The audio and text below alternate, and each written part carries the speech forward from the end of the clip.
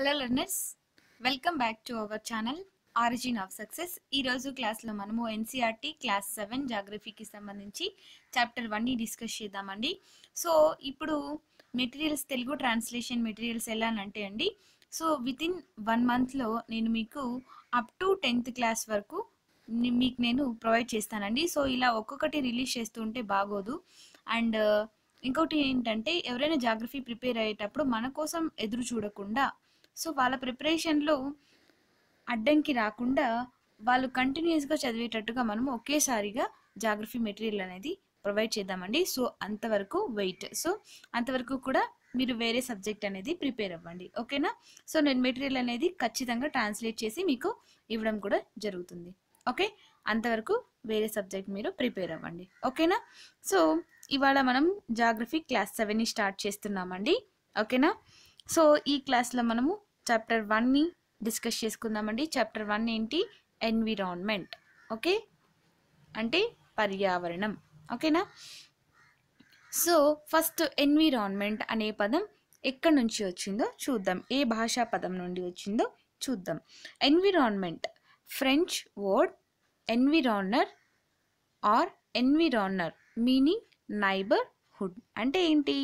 పర్యావరణాన్ని ఆంగ్లంలో, ఇంగ్లీష్లో ఎన్విరాన్మెంట్ అని అంటారు, ఓకే? తర్వాత ఫ్రెంచ్ భాషలోని ఎన్విరానర్, ఓకే? ఎన్విరానర్ ఆర్ ఎన్విరానర్, ఓకేనా? సో ఈ పదం నుండి ఎన్విరాన్మెంట్ అనే పదం అనేది వచ్చిందనమాట. సో దీని మీనింగ్ ఏంటి అంటే నైబర్హుడ్, అంటే పరిసరము లేదా పరిసరాలు అని అర్థం అనమాట. సో ఓకేనా అండి? ఎన్విరాన్మెంట్ అనే పదము ఫ్రెంచ్ భాషలోని ఎన్విరానర్ అనే పదం నుండి వచ్చినది.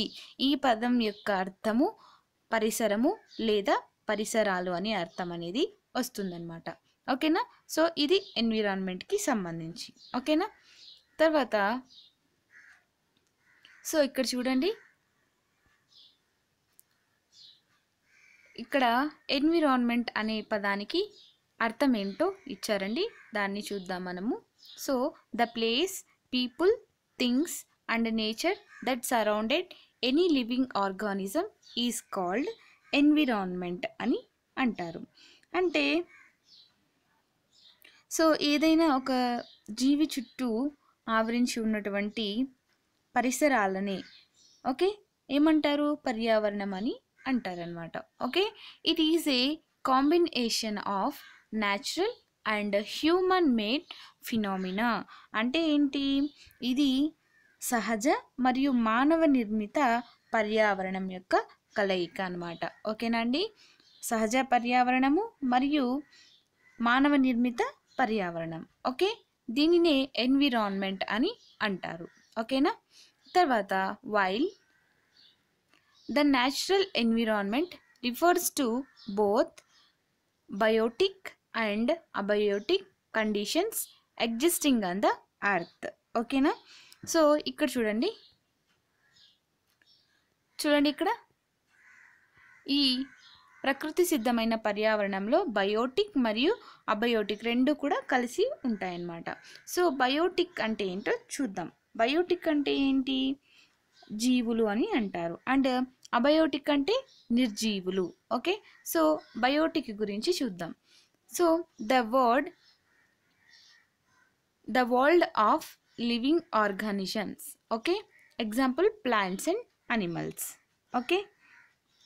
తర్వాత the world of non living elements, okay, is called abiotic. అంటే ఎగ్జాంపుల్గా ఏం చెప్పొచ్చు? ల్యాండ్. సో బయోటిక్ అంటే జీవులు, తర్వాత అబయోటిక్ అంటే నిర్జీవులు అనమాట. జీవులకి ఎగ్జాంపుల్ మొక్కలు మరియు జంతువులు. తర్వాత నిర్జీవులకి ఎగ్జాంపుల్ నేల, శిలలు మొదలైనవి, ఓకేనా? సో ఇది. తర్వాత చూడండి ఇక్కడ, environment is our basic life support system. It provides the air we breathe, the water we drink, the food we eat, okay? So ఇక్కడ చూడండి, ఈ పర్యావరణం అనేది మన ప్రాథమిక జీవనానికి తోడ్పడేటటువంటిదన్నమాట. తర్వాత ఇదేంటి, మనం శ్వాస తీసుకోవడానికి గాలిని, మరియు తాగడానికి నీటిని, మరియు మనం తినడానికి ఆహారాన్ని ప్రొవైడ్ చేస్తున్నది ఈ పర్యావరణం అనేది అనమాట. ఓకే, సో ఇందాక మనం చెప్పుకున్నాం కదా, ఏంటి పర్యావరణంలో ఎన్విరాన్మెంట్లో 2 ఫినామినాస్ ఉంటాయన్నమాట. ఒకటి natural and human made phenomena అనేవి 2 ఉంటాయన్నమాట. ఇక్కడ చూడండి,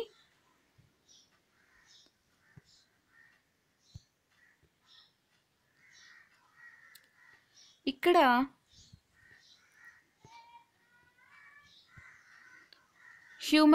హ్యూమన్ మేడ్ అంటే మానవ నిర్మిత పర్యావరణం. సో ఏంటివి, building and parks and bridges, roads, industries and monuments. So ఇవి మానవుల చేత నిర్మించబడి ఉంటాయి కాబట్టి వీటిని ఏమంటారు, మానవ నిర్మిత పర్యావరణం అని అంటారు. ఓకేనా. సో ఇక్కడ చూడండి, న్యాచురల్ ఎన్విరాన్మెంట్ అంటే పర్యావరణం చేత సృష్టించబడినవి. ఏవి అవి, వాటర్ అంటే ఏమన్నాము, హైడ్రోస్పియర్ అంటాము. అండ్ ఎయిర్, గాలిని ఏమంటాము, అట్మాస్ఫియర్ అని అంటాము. తర్వాత ల్యాండ్ని లిథోస్పియర్ అని అంటాము. అండ్ లివింగ్ థింగ్స్ ఉన్న వాటన్నిటిని కూడా బయోస్పియర్ అని అంటాం అనమాట. ఓకేనా అండి, అర్థమైందా?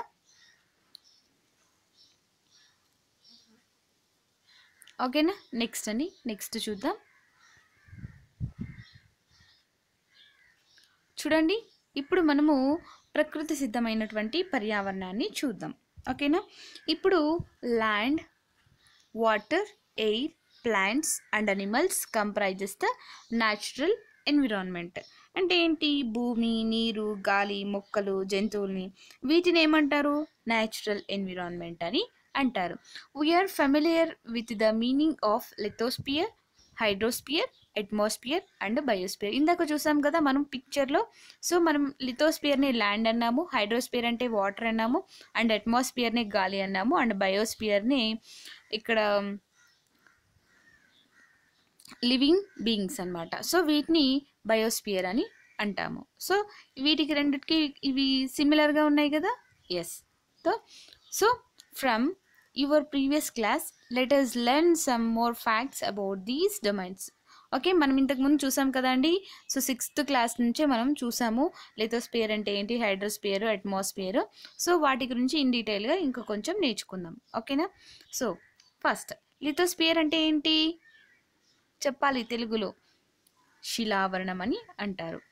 Lithosphere is a solid crust or hard top layer of the earth. అంటే ఏంటి, ఇది భూమిపైన ఉండేటువంటి ఒక మందపాటి పొర అన్నమాట. Okay, and it is made up of rocks, minerals covered by a thin layer of soil. అంటే ఏంటి, ఇది శిలలు మరియు ఖనిజాలతో తయారు చేయబడి నేల యొక్క పలుచని పొరతో కప్పబడి ఉంటుందన్నమాట. అంటే భూపరితలాన్ని పలచటి పొరతో కప్పబడి ఉంటుంది ఈ లేయర్. ఏది, శిలావరణం. It is an irregular surface with various land forms such as mountains, plateaus, plains and valleys etcetera. So ఇక్కడ ఏంటి, ఇది పర్వతాలు, పీఠభూములు, మైదానాలు, లోయలు వంటి భూభాగాలతో ఉన్నటువంటి సమతలంగా లేని ఉపరితలం. Okay, irregular land forms. Okay, ఏంటండి, ఇర్రెగ్యులర్ సర్ఫేస్ అంటే సమతలంగా లేనటువంటి ఉపరితలం. ఓకేనా. తర్వాత land forms are found over the continent and also and on the ocean floors. అంటే ఏంటి, ఈ భూస్వరూపాలు అనేవి ఉపఖండంలోనే కాకుండా సముద్ర ఉపరితలాల్లో కూడా వీటిని మనం చూడవచ్చు అన్నమాట. ఓకే, తర్వాత next lithosphere is domain that provides us forests, grasslands for grazing, land for agriculture and human settlements. It is also a source of mineral wealth. అంటే ఏంటి, ఇది అడవులను, తర్వాత ఈ గ్రాస్ ల్యాండ్స్ అంటే గడ్డి భూములు ఎందుకు మేత కోసం, అండ్ అగ్రికల్చర్ ఫర్ హ్యూమన్స్ అంటే ల్యాండ్ ఫర్ అగ్రికల్చర్ అంటే వ్యవసాయం చేసుకోవడానికి భూమి, అండ్ హ్యూమన్ సెటిల్మెంట్స్ అంటే మానవుల స్థావరం కోసము ఇక్కడ ల్యాండ్ అనేది ప్రొవైడ్ చేయడం జరుగుతుందన్నమాట. ఏ ఆవరణంలో? శిలావరణంలో. Okay, it is a also a source of mineral wealth. అంటే ఈ శిలావరణం అనేది ఖనిజ సంపదకు కూడా మూలంగా మనము చెప్పవచ్చు అనమాట. Okay, next. సో ఇక్కడ చూడండి, మనం లిథోస్పియర్ అంటే ఇక్కడ ఇదనమాట, అండ్ హైడ్రోస్పియర్ వాటర్ ఉన్నది, అండ్ బయోస్పియర్ అంటే 3 కలిసి ఉంటాయన్నమాట. తర్వాత అట్మాస్ఫియర్, ఓకే, అండ్ బయోస్పియర్. ఓకేనండి. Next, the domain of water is refers to as hydrosphere. అంటే నీరు ఉన్నటువంటి భూభాగాన్ని అంటే మండలాన్ని జలావరణం అని అంటారనమాట. Okay, it comprises various sources of water and different types of water bodies like rivers and lakes and seas and oceans etcetera. It is essential for all living organisms. అంటే ఇది వివిధ నీటి వనరులు అంటే ఏంటి? నదులు కానీ, సరస్సులు కానీ, సముద్రాలు కానీ, అండ్ మహాసముద్రాలు కానీ, ఇటువంటివి అంటే వివిధ రకాల నీటి వనరులను కలిగి ఉంటుందన్నమాట ఈ జలావరణం. సో ఈ జలావరణం అనేది అన్ని జీవులకు కూడా ప్రాథమికమైనటువంటి అవసరం. ఓకేనా. అండ్ తర్వాత ఏంటిది? అట్మాస్ఫియర్. ఓకే, ఏంటండి? వాతావరణం. The atmosphere is the thin layer of air that surrounded the earth. The gravitational force of the earth holds the atmosphere around it. అంటే ఏంటి?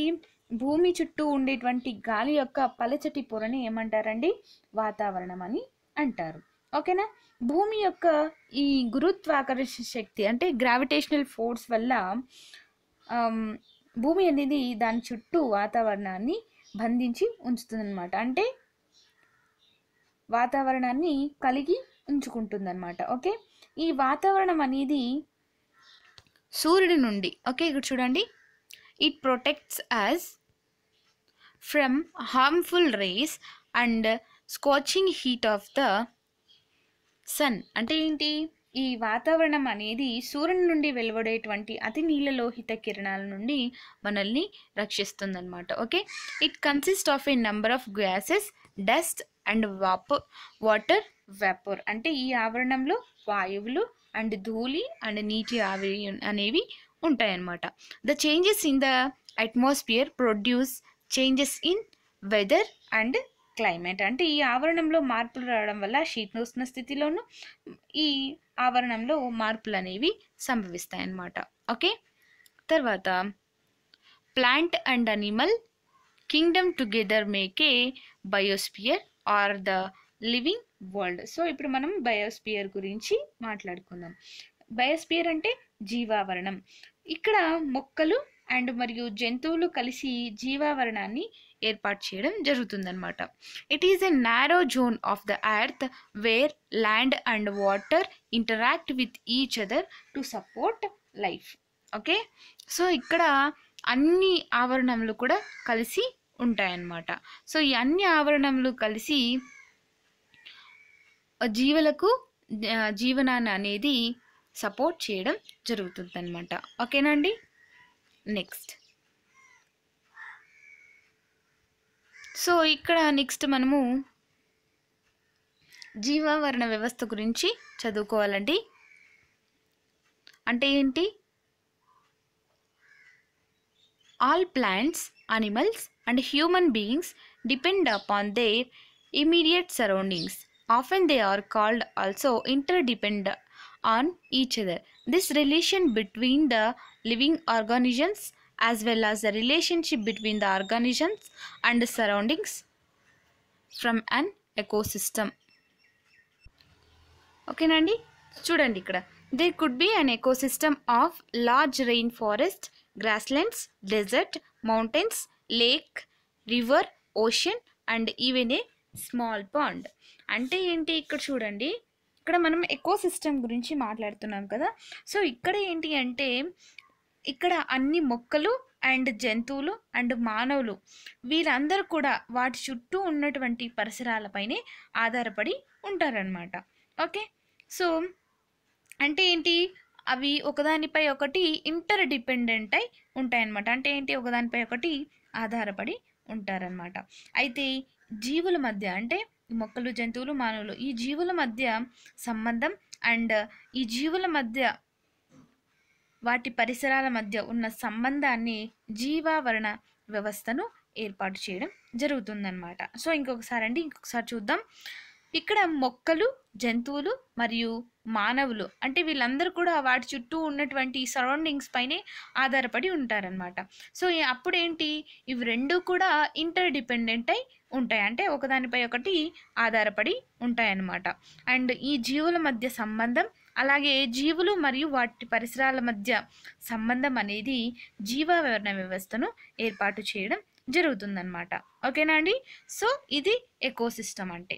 అండ్ ఇక్కడ చూడండి, there could be an ecosystem of large rain forest and grasslands, deserts, mounts like lake, river, ocean and even a small pond.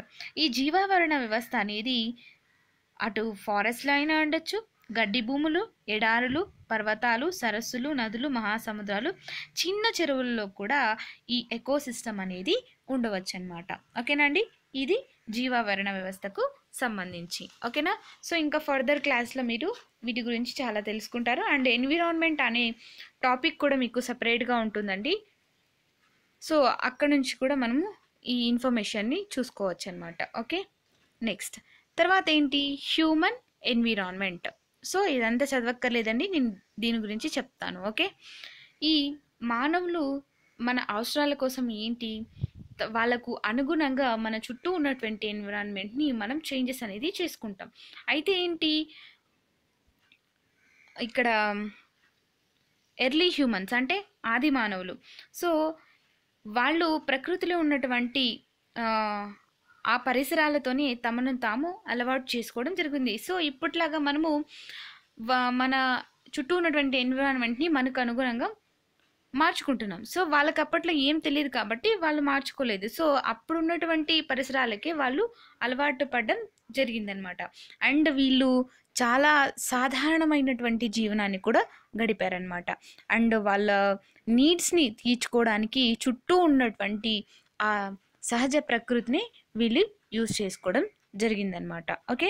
So అలా కాలానుగుణంగా ఏంటి అంటే పర్యావరణాన్ని ఉపయోగించడానికి అండ్ మార్పులు చేయడానికి మన హ్యూమన్స్ కొత్త కొత్త వేస్ అన్ని కూడా కనుక్కోవడం జరిగిందనమాట. ఓకే.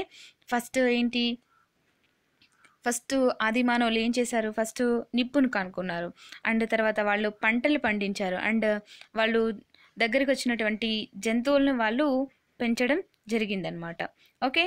అండ్ ఒకచోట హ్యూమన్ సెటిల్మెంట్ అనేది నేర్చుకున్నారు. తర్వాత ఈ వీల్ అనేది కనుగొనబడింది అనమాట. ఆ వీల్తో ఏంటి, కుండలు తయారు చేయడం కూడా కనుక్కున్నారు. అండ్ సర్ప్లస్ ఆహారం అయితే ఏదైతే ఉందో వాటిని కూడా తయారు చేయడం జరిగింది. తర్వాత బార్టర్ సిస్టమ్ అనేది కూడా డెవలప్ చేయడం జరిగిందనమాట. బార్టర్ సిస్టమ్ అంటే ఏంటండి, వస్తు మార్పిడి పద్ధతి. సో మీరు ఈ వస్తు మార్పిడి పద్ధతిని ఎకానమీలో బాగా నేర్చుకుంటారు. ఓకే. తర్వాత ఈ వ్యాపారం చేపట్టడం జరిగిందనమాట. అంటే వ్యాపారాన్ని అభివృద్ధి చేయడం జరిగింది. తర్వాత ఈ ఇండస్ట్రియల్ రెవల్యూషన్ వల్ల పెద్ద ఎత్తున ఉత్పత్తి అనేది ప్రారంభించబడింది అనమాట. అండ్ ఈ రవాణా కూడా వేగంగా మారింది. ఓకే. తర్వాత ఏంటి, ఈ సమాచార విప్లవం అంటే ఇన్ఫర్మేషన్ రెవల్యూషన్ వల్ల సమాచారాన్ని సులభతరం అండ్ వేగంగా చేయడం జరిగిందనమాట. సో ఇదన్నమాట. ఇది మొత్తం కూడా ఈ హ్యూమన్ ఎన్విరాన్మెంట్ గురించి దాని బ్యాక్గ్రౌండ్ అండి. సో ఇక్కడ మనకి జస్ట్ ఇంట్రొడక్షన్ మాత్రమే ఇచ్చారు. ఫర్దర్ క్లాస్లో మనము చాలా నేర్చుకోవచ్చు. ఓకే. సో ఇక్కడ ఈ మొత్తంగా ఈ లెసన్ యొక్క ఉద్దేశం ఏంటో ఇక్కడ చెప్పడం జరిగిందండి. ఏంటి, ఇక్కడ సహజ మరియు సహజ మరియు మానవ వాతావరణం మధ్య సంపూర్ణ సంతులనం అనేది అవసరం అన్నమాట. సో మానవులు తమ వాతావరణాన్ని శ్రావ్యంగా జీవించడం మరియు ఉపయోగించడం కూడా నేర్చుకోవాలి. ఓకే. సో మొత్తంగా ఇది కన్క్లూషన్ అనమాట.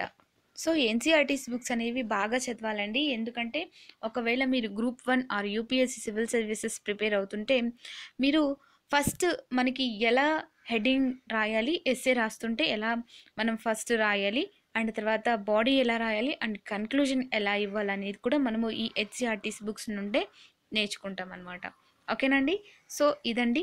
సో ఇక్కడ మీకు బార్టర్ సిస్టమ్ అనేది చెప్పాను కదా, వస్తు మార్పిడి పద్ధతి. సో ఈ వస్తు మార్పిడి పద్ధతి ఏంటంటే పూర్వకాలంలో మనకి ఇలా డబ్బులు ఇచ్చేవాళ్ళు కాదనమాట. సో నా దగ్గర ఒక థింగ్ ఉంటే నాకు వేరే థింగ్ అనేది అవసరం, నాకు వేరే వస్తువు అనేది అవసరం. సో ఆ వస్తువు ఉన్న వాళ్ళ దగ్గరికి వెళ్ళి నా దగ్గర ఉన్నటువంటి వస్తువుని తీసుకెళ్ళి వాళ్ళకిచ్చి వాళ్ళ దగ్గర ఉన్నటువంటి వస్తువుని నేను తెచ్చుకునేదాన్ని అనమాట. సో ఫర్ ఎగ్జాంపుల్ ఇప్పుడు నా దగ్గర రైస్ ఉన్నాయండి, నాకు ఇప్పుడు గోధుమలు అనేవి అవసరం. సో అవి పక్కింటి వాళ్ళ దగ్గర ఉన్నాయి. సో నా దగ్గర ఉన్నటువంటి రైస్ని వాళ్ళకిచ్చి ఆ గోధుమలు నేను తెచ్చుకునేదాన్ని. సో ఇది బార్టర్ సిస్టమ్ అనమాట. ఓకే, బార్టర్ సిస్టమ్ అంటే వస్తు మార్పిడి పద్ధతి. Okay, it is a trade in which goods are exchanged without the use of money. అంటే డబ్బు లేకుండా వస్తువులను మార్పిడి చేసుకోవడం అనమాట. ఓకే, ఇదండి మనకి ఫస్ట్ చాప్టర్కి సంబంధించి మొత్తం కూడా. సో చాలా చిన్న చాప్టర్ అనమాట. ఓకే అండి, thanks for watching. Have a nice day.